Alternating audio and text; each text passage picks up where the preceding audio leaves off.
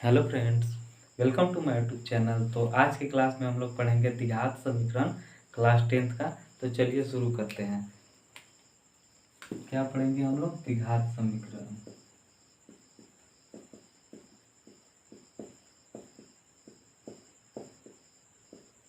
ठीक है।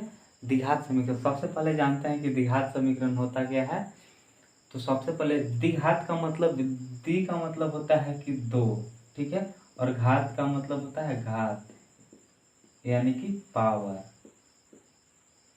और समीकरण का मतलब कि जैसे वैसा समीकरण जिसका अधिकतम घात 2 होगा उसे हम लोग द्विघात समीकरण बोलेंगे। जैसे ax² plus bx plus c equal to 0। ठीक है, ये होता है द्विघात समीकरण। और इससे पहले हम लोग बहुपद में पढ़े थे क्या चीज, ax² plus bx plus c। यदि इक्वल टू से 0 हटा देते हैं तो बहुपद हो जाएगा, यदि इक्वल टू 0 लगा देते हैं तो वो समीकरण हो जाता है। ठीक है, तो द्विघात समीकरण का मतलब यही हुआ, ये होता है द्विघात समीकरण का रूप, मानक रूप होता है यही द्विघात समीकरण का। ठीक है, और द्विघात समीकरण जो होता है दो प्रकार का होता है। देखिए, द्विघात समीकरण जो होता है एक दो प्रकार का होता है। एक होता है शुद्ध द्विघात समीकरण, ठीक है, और एक होता है मिश्रित द्विघात समीकरण। ठीक है, क्या है, एक होता है शुद्ध द्विघात समीकरण और एक होता है मिश्रित द्विघात समीकरण। तो शुद्ध द्विघात समीकरण जो होता है ax² plus c equal to 0। ठीक है, ये फॉर्म होता है इसका।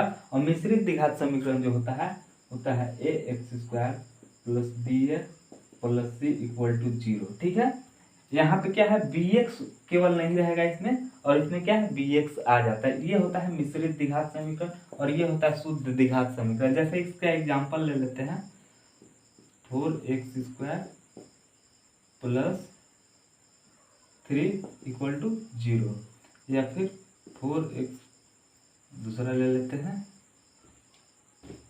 5x² minus 4 equal to 0। ये शुद्ध द्विघात समीकरण का है। और इसमें क्या हो जाएगा, ये तो हो गया, और इसका एक और होता है, ये भी हो जाता है ax² plus bx equal to 0।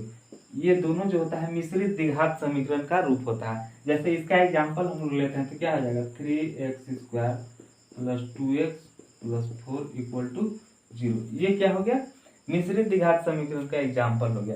अब इस अगर ये तो इसका एग्जांपल हो गया, इस तरह का देखिए example 4x² plus 2x equal to 0। ये क्या है, ये मिश्रित द्विघात समीकरण है। ठीक है, और ये क्या है, शुद्ध द्विघात समीकरण। ठीक है, अब देखते हैं, हम लोग आगे बढ़ते हैं। द्विघात समीकरण का जो मानक रूप होता है क्या होता है, द्विघात समीकरण का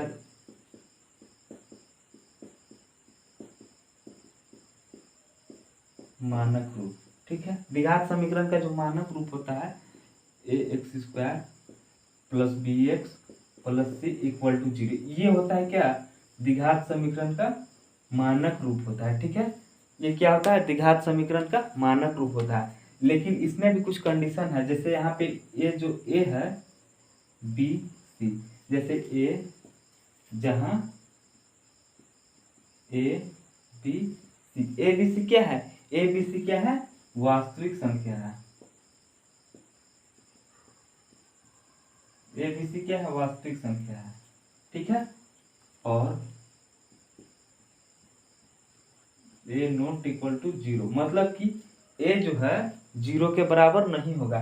यदि ए 0 के बराबर हो जाएगा तो ये x² में मल्टीप्लाई होकर 0 हो जाएगा, तो इसका जो घात है ये खत्म हो जाएगा, 0 हो जाएगा, तो अधिकतम घात 1 हो जाएगा। तो इसीलिए द्विघात समीकरण नहीं रहेगा, फिर द्विघात समीकरण चेंज हो जाएगा। इसीलिए यहाँ पे ए 0 नहीं हो सकता है, बी 0 हो सकता है, सी 0 हो सकता है, लेकिन ए 0 नहीं हो सकता है। ठीक है, जैसे इसका एग्जांपल लेते हैं, 4x² plus 2x plus 3 equal to 0।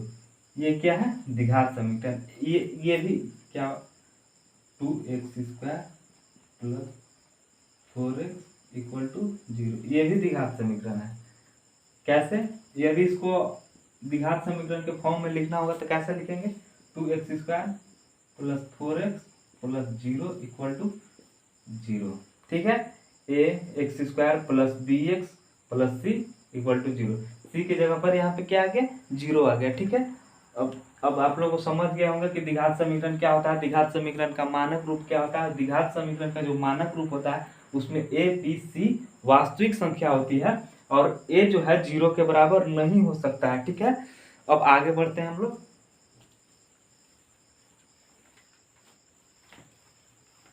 द्विघात समीकरण बहुत आसान हो जाएगा दोस्तों यदि वीडियो को अच्छे से देख लेंगे। तो क्या है द्विघात समीकरण। अब द्विघात समीकरण को हम लोग एक्सरसाइज में आते हैं। ठीक है, अब एक्सरसाइज में हम लोग पढ़ेंगे अब द्विघात समीकरण को किस तरह से सॉल्व करते हैं। आप लोग पढ़े होंगे बहुपद जो होगा, बहुपद में ए क्या होता है, ax² plus bx plus c, और द्विघात समीकरण में क्या होता है, ax² plus bx plus c equal to 0 होता है। तो वहां पे जो आप लोग क्या निकालते थे, मूल निकालते थे, यहाँ पे शून्यक निकालते हैं। शून्यक दो विधि से निकालते हैं, सॉरी गुणन, हाँ शून्यक दो विधि से निकालते हैं। शून्यक द्विघात समीकरण का शून्यक दो तरह से निकालते हैं। पहला है गुणन खंड विधि और एक है पूर्ण वर्ग विधि। ठीक है, शून्यक दो तरह से निकालते हैं, एक गुणनखंड विधि से निकालते हैं और एक क्या निकालते हैं, एक पूर्ण वर्ग विधि से निकालते हैं। ठीक है, तो हम लोग इस वीडियो में पढ़ेंगे कि गुणनखंड विधि से कैसे निकालते हैं। ठीक है, तो सबसे पहले एक्सरसाइज 4.1 शुरू करते हैं। क्या है, एक्सरसाइज 4.1। ठीक है, चलिए शुरू करते हैं। देखिए क्या कह रहा है, एक्सरसाइज 4.1, जांच कीजिए कि क्या निम्न द्विघात समीकरण है। सबसे पहले तो अभी गुणनखंड विधि द्वारा कैसे बनाना है यह नहीं, उससे पहले हमको जांच करना है कि द्विघात समीकरण किस तरह से होता है, क्या होता है द्विघात समीकरण, वो पहले हम लोग जानते हैं। देखिए फर्स्ट का जो है, फर्स्ट देखिए क्या कर रहा है, x प्लस 1 का square equal to 2 into X minus 3, ये दिया हुआ है। क्या है, ये दिया हुआ है। अब पूछ रहा है कि ये द्विघात समीकरण है कि नहीं है। ठीक है, तो अब इसको हम लोग सॉल्व करते हैं। सॉल्व, ये क्या है, a प्लस बी के होल स्क्वायर पर तोड़ देंगे, a प्लस बी का होल स्क्वायर क्या होता है, a² plus b² plus 2ab। ठीक है, अब ये फॉर्मूला यहाँ पे अप्लाई कर देंगे यहाँ पे, तो क्या हो जाएगा, x² प्लस 1 का स्क्वायर प्लस 2x इंटू 1। ठीक है, इधर क्या हो गया, अब 2 से दोनों में मल्टीप्लाई कर देंगे तो 2x हो गया माइनस 6 हो गया। ठीक है, अब देखिए x² plus 1 plus 2x equal to 2x minus 6, ये कैंसिल हो गया, दोनों तरफ है तो इक्वल है, कैंसिल हो गया। अब -6 को इधर ले आते हैं तो ये क्या होगा, -6 इधर आएगा तो +6 जाएगा, तो क्या हो जाएगा, x² प्लस 1 और ये इधर आएगा तो +6 हो गया इक्वल टू 0। इधर कुछ नहीं बचा तो 0 बचा, तो क्या हो जाएगा, x² 1 और 6 क्या हो जाएगा 7 इक्वल टू 0। क्या यह द्विघात समीकरण है, बिल्कुल है। कैसे है, द्विघात समीकरण होने के लिए क्या होता है, ax² plus bx plus c equal to 0, ये रूप होता है द्विघात समीकरण का। तो यहाँ पे इस रूप में है, जैसे x² plus 0 into X plus 7 equal to 0। यहाँ पे क्या है, x का जो कॉफिशिएंट जिसको हम लोग बोलते हैं ये 0 है, ये है a के जगह पर 1 है, b के जगह पर 0 है, c के जगह पर 7 है। तो क्या है, ये जो है द्विघात समीकरण है। ठीक है, आगे बढ़ते हैं। स्क्रीनशॉट आप लोग ले लो एक बार।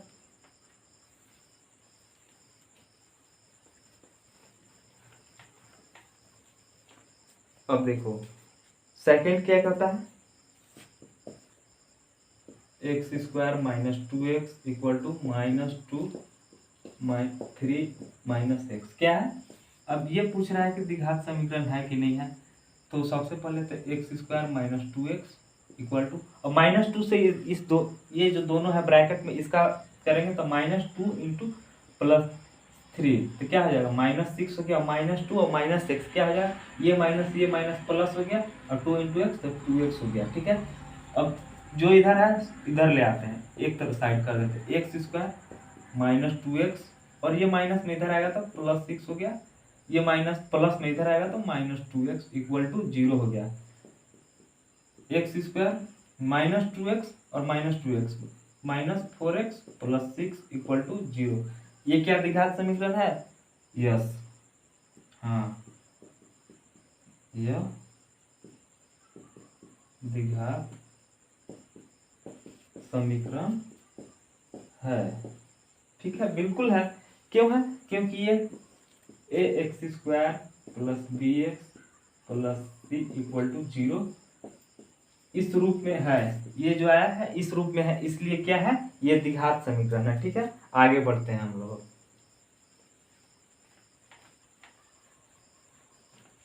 ठीक है, आगे बढ़ते हैं, एकदम आसान है। सॉरी, अब क्वेश्चन नंबर 3 देखते हैं। क्या है, x - 2 x + 1 equal to x - 1 और x + 3, ये है सॉल्यूशन। अब सबसे पहले तो ब्रैकेट दोनों साइड है तो उसका सॉल्यूशन करेंगे तो ये x और ये x क्या हो जाएगा, x²। अब ये x इंटू +1 तो क्या हो जाएगा +x। अब इससे करेंगे तो क्या हो जाएगा -2 इंटू एक्स तो -2x -2 और +1 का अगर मल्टीप्लाई करेंगे तो -2 इक्वल टू, जो प्रोसेस इधर की है वही प्रोसेस इधर भी करेंगे, x और x मल्टीप्लाई किया तो x², ये x + 3 तो क्या हो जाएगा 3x -1 इंटू एक्स तो -x -1 इंटू +3 तो क्या होगा -3। अब टोटल को इक्वल टू के इधर में जो भी है इधर ले आते हैं तो क्या हो जाएगा x²। अब ये कितना हो गया -x -2x + x क्या हो जाएगा -x -2 इक्वल टू, सॉरी हाँ ठीक है, इक्वल टू, अभी इधर नहीं ले आते हैं, इसको एक बार कर लेते हैं उसके बाद ले आएंगे। ठीक है, x² 3x - x तो क्या हो जाएगा +2x -3। अब टोटल को इधर ले आते हैं तो क्या हो जाएगा x² - x -2 -x² -2x +3। ये प्लस में था तो माइनस में हो गया, ये प्लस में था तो माइनस, ये प्लस माइनस था तो प्लस हो गया, -x² और +x² क्या हुआ कैंसिल हो गया। ठीक है, क्या हो गया -x² +x² कैंसिल हो गया, -x और -2x क्या हो गया -3x -2 और ये क्या है 3 +3 है तो +1 इक्वल टू 0। ये देखिए ये क्या द्विघात समीकरण है? नहीं है। क्यों? क्योंकि ax² + bx + c equal to 0 ये द्विघात समीकरण का रूप होता है। इस इक्वेशन के टाइप नहीं है। ये देखिए यहाँ पे ये जो bx + c इक्वल टू 0 का रूल फॉलो कर रहा है, यहाँ पे ax² + bx + c है, यहाँ पे नहीं है, इसीलिए यह द्विघात समीकरण नहीं है। ठीक है, यह द्विघात समीकरण नहीं है। ठीक है, अब समझ गए होंगे कि द्विघात समीकरण कौन सा समीकरण जो है द्विघात समीकरण होगा, कौन सा द्विघात समीकरण नहीं होगा। ठीक है, अब हम लोग अब इसमें जो क्वेश्चन बचा हुआ है आप लोग खुद से बनाने का प्रयास करिएगा। ठीक है, अब हम लोग आगे बढ़ते हैं। जैसे क्या है, अब क्वेश्चन नंबर 2 में क्या कर रहा है, अब देखते हैं क्वेश्चन नंबर 2। निम्न स्थितियों को द्विघात समीकरणों के रूप में निरूपित कीजिए। ठीक है, अब यहाँ पे क्वेश्चन दिया उसको द्विघात समीकरण के रूप में प्राप्त करना है। देखिए कैसे करेंगे। एक आयताकार भूखंड का क्षेत्रफल 528 मीटर स्क्वायर दिया, क्षेत्र की लंबाई मीटरों में, चौड़ाई के दुगने से एक अधिक है। हमें भूखंड की लंबाई और चौड़ाई याद करनी है, ठीक है। देखिए यहाँ पे दिया हुआ है कोई आयताकार भूखंड है, ठीक है। ये है 528 मीटर स्क्वायर, ये क्षेत्रफल दिया, और लंबाई और चौड़ाई ज्ञात करना है, ठीक है। क्या करना है? लंबाई और चौड़ाई ज्ञात करना है, ठीक है। तो देखिए क्या कर रहा है, क्षेत्र की लंबाई चौड़ाई के दुगने से एक अधिक है, चौड़ाई के दुगने से एक अधिक है, ठीक है। क्वेश्चन नंबर फर्स्ट सेकंड का फर्स्ट है, माना चौड़ाई इक्वल टू x मीटर, तो लंबाई क्या हो गया, क्या कर रहा है, दुगने से एक अधिक है, तो इसमें क्या हो जाएगा, दुगना कर देंगे तो 2x हो जाएगा प्लस 1, दुगने से एक अधिक है तो इसीलिए एक ऐड कर दिए, इंटू इतना मीटर है, ठीक है। मीटरों में बोल रहा है इतना मीटर। अब देखो ये पता है आप लोग को, आयत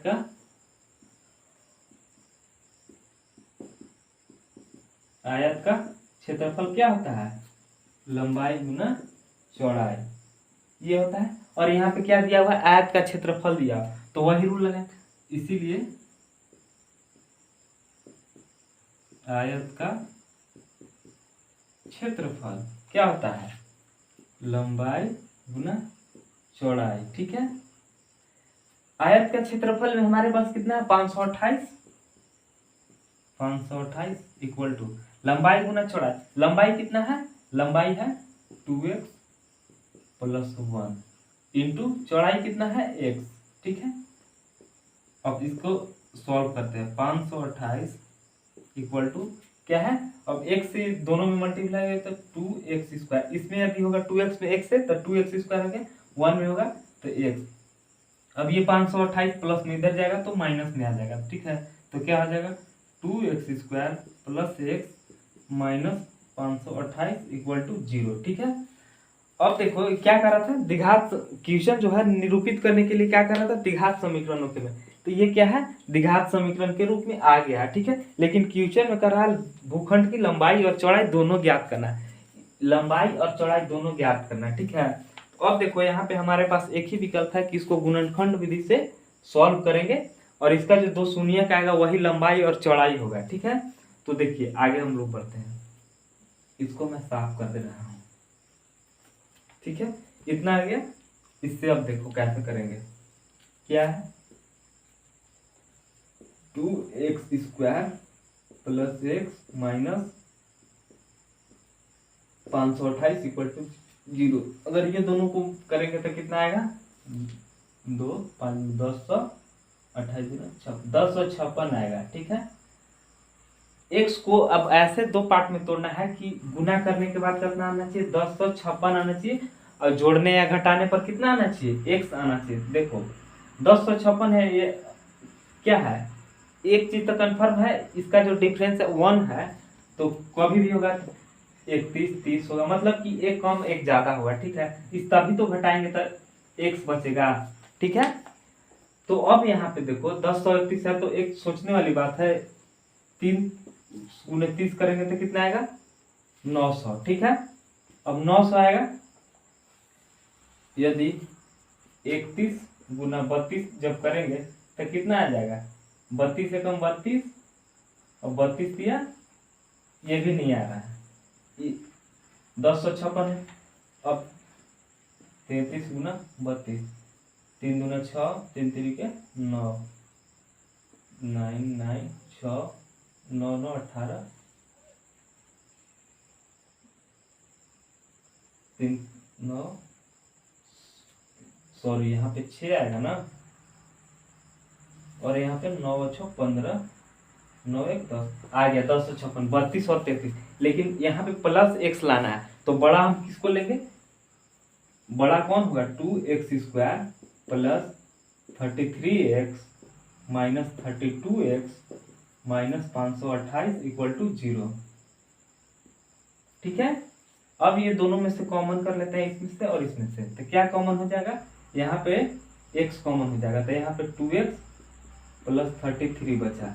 अब देखिए यहाँ पे अब एक चीज और भी है कि यहाँ पे भी जो कॉमन करेंगे, इधर वाला ब्रैकेट में भी यही वाला चीज बचना चाहिए, यहाँ पे -32x है और यहाँ पे, तो यहाँ पे -16 यदि कॉमन कर लेंगे तो 2x बचेगा। अब 16 यहाँ से कॉमन किए, इसमें से तो कितना बचेगा 30 प्लस 33 इक्वल टू 0। ठीक है, करके आप लोग देख सकते हो। 16 इंटू अगर 33 करोगे यानी कि 16 इंटू 33 तो -528 आ जाएगा। ठीक है, टोटल का यदि अब कॉमन करेंगे तो क्या हो जाएगा 2x प्लस 33। अब बचा हमारे पास कितना x माइनस 16 इक्वल टू 0। यदि 2x प्लस 33 इक्वल टू 0 तो 2x बराबर कितना हो गया, ये प्लस में उधर जाएगा तो -33, तो x बराबर -33/2। और एक और है, यदि x माइनस 16 इक्वल टू 0 तो x बराबर कितना बच गया +16। अब देखो लंबाई और चौड़ाई कभी भी माइनस में नहीं हो सकता है, तो ये कैंसिल हो गया, ये नहीं हो सकता, ये होगा। x हम किसको माने थे, x किसको माने थे चौड़ाई, इसीलिए आयताकार भूखंड की चौड़ाई x बराबर 16, चौड़ाई 16, तो क्या हो जाएगा चौड़ाई 16, मिटा दे रहा हूं, तो लंबाई कितना हो जाएगा 2x प्लस 1 था ना, तो क्या हो जाएगा, अब x के जगह पर कितना है 16, तो 2 इंटू 16 प्लस 1, तो 16 दूना 32 प्लस 1 कितना आ गया 33। लंबाई कितना है 33, चौड़ाई कितना आया 16 आया। ठीक है, तो ये क्या कर रहा था, लंबाई और चौड़ाई ज्ञात करने के लिए कह रहा था, तो लंबाई और चौड़ाई यही है। ठीक है, अब आगे बढ़ते हैं हम लोग।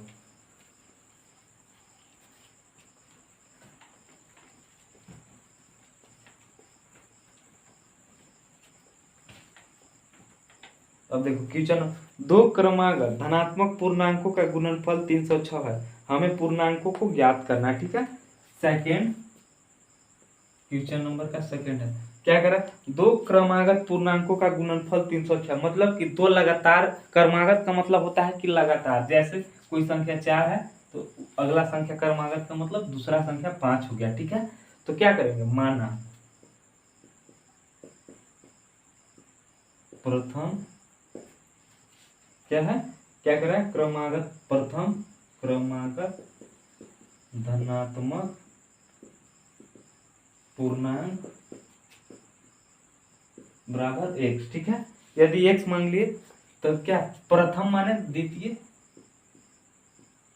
तो द्वितीय कितना हो गया, द्वितीय क्रमागत धनात्मक पूर्णांक कितना हो गया x प्लस 1 हो गया। ठीक है, अब क्या कर रहा है क्वेश्चन कि धनात्मक पूर्णांकों का गुणनफल, अब ये करा है कि गुणनफल जो होगा दोनों का कितना होगा 306।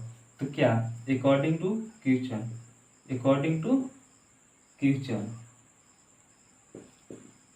क्वेश्चन के अनुसार अब क्या हो जाएगा, दो क्रमागत धनात्मक पूर्णांकों का गुणनफल कितना है 306, तो क्या है दो क्रमागत धनात्मक पूर्णांकों का गुणनफल कितना है 306 दिया हुआ है। ठीक है, 306 है, दो क्रमागत धनात्मक पूर्णांकों का गुणनफल, तो दो कौन सा है x into X plus 1 equal to 306, यही है। तो अब ये दोनों को क्या करेंगे, ये x से दोनों में गुना होगा, तो क्या हो जाएगा X square plus X equal to 306। अब ये इधर है प्लस में, इधर जाएगा तो माइनस में, तो क्या हो जाएगा X square plus X minus 306 equal to 0। अब ये द्विघात समीकरण के रूप में आ गया। तो क्वेश्चन नंबर सेकेंड में क्या करा है, द्विघात समीकरण के रूप में लाने के लिए करा, द्विघात समीकरण के रूप में आ गया। लेकिन अब यहाँ पे क्वेश्चन में पूछा है कि हमें पूर्णांकों को भी ज्ञात करना है। ठीक है, पूर्णांकों को भी ज्ञात करना है। ठीक है, तो अब देखो कैसे करेंगे, आसान है। अभी जो ऊपर में जो क्वेश्चन बनाया थे सेम उसी टाइप से है। ठीक है, अब देखो क्या है X square plus X minus 306 equal to 0। अब देखो यहाँ पे -x आना चाहिए। x को यहाँ पे 2 पार्ट में तोड़ेंगे तो यहाँ पे है -306 आना चाहिए। ये दोनों को मल्टीप्लाई करेंगे तो यही चीज आना चाहिए। तो अगर ये दोनों को मल्टीप्लाई करते हैं तो कितना आना चाहिए, -306 इस 2 पार्ट को। तो क्या क्या हो जाएगा बताओ आप लोग, क्या होगा? अगर 15 × 15 करते हैं 225 हो गया। 15 × 16 करेंगे तो कितना हो गया? नहीं आएगा, फिर आगे बढ़ना पड़ेगा। 16 × 17 करेंगे। 16 × 17 करके देखो। 16 × 17, 16 × 5 80, 16 नहीं आएगा। 17 × 18, 18 × 5 90, 18 17 8 26 यानी आ जाएगा 17 और 18। ठीक है, 17 और 18 लेंगे।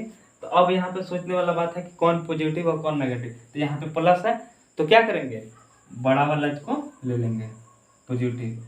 Plus 18x - 17x - 306 = 0। ये दोनों को गुना करके देख लो, -306x² आएगा। अब घटाने या जोड़ने पर +x आ जाएगा। ठीक है, तो अब कॉमन लेते हैं। क्या हो जाएगा, यहाँ से x कॉमन करेंगे तो x + 18 कॉमन किए। ठीक है, माइनस, अब यहाँ से -17 जब कॉमन कर लिए, यहाँ से माइनस कॉमन कर लिए 17, तो यहाँ x बचा। और यहाँ पे -17 कॉमन किया, +17 अगर यहाँ से कॉमन कर लिए तो 18 बचेगा यहाँ पे = 0। अब टोटल में क्या कॉमन हो गया, x + 18 और इधर बच गया कि x - 17। यहाँ पे x - 17 बचा = 0। यदि x + 18 = 0 तो x बराबर कितना हो गया, -18। और क्या हो गया, यदि x - 17 = 0 तो x बराबर कितना हो गया, 17। ठीक है, अब क्या जो क्वेश्चन क्या पूछ रहा था, हमें पूर्णांकों को ज्ञात करना है। ठीक है, पूर्णांक हम लोग ज्ञात कर दिए, यही आ गया हमारा। ठीक है, अब यही ना आया। अगर ये दोनों को गुना करके देखो, क्या करा था, 2 क्रमागत धनात्मक पूर्णांकों का गुणनफल 306 है। यदि ये दोनों को गुना करोगे, धनात्मक बोल रहा है तो ये धनात्मक होगा दोनों। अगर ये दोनों को गुना करोगे तो क्या आएगा। अब यहाँ देखो, एक स्टेप और देखो, हम लोग क्या माने थे, प्रथम धनात्मक गुणांक। एक कभी भी यहाँ पे धनात्मक कहा था तो ये तो होगा नहीं, तो प्रथम धनात्मक पूर्णांक, प्रथम धनात्मक पूर्णांक क्या है, प्रथम धनात्मक पूर्णांक क्या है, x = 17। ठीक है, प्रथम धनात्मक पूर्णांक। और द्वितीय क्रमागत धनात्मक पूर्णांक क्या हो जाएगा, x + 1 था तो क्या हो जाएगा, x की जगह 17 + 1 = 18। 17 और 18 ये दोनों का गुना करो, 306 आ जाएगा। ठीक है, तो यही निकालना था हम लोग को। ठीक है, एक यहाँ है और एक यहाँ है, 2 धनात्मक पूर्णांक यही है। ठीक है, अब आगे बढ़ते हैं। ठीक है, इसमें क्वेश्चन नंबर 3 और 4 है, आप लोग बनाने का प्रयास कीजिएगा। यदि नहीं बनेगा तो अगले वीडियो में मैं इसको बता दूंगा। ठीक है, यदि वीडियो पसंद आई हो तो लाइक, शेयर एंड सब्सक्राइब हमारे चैनल को जरूर करें, ताकि ऐसे ही सभी एक्सरसाइज का आप लोग को मतलब मिलता रहेगा वीडियो। धन्यवाद।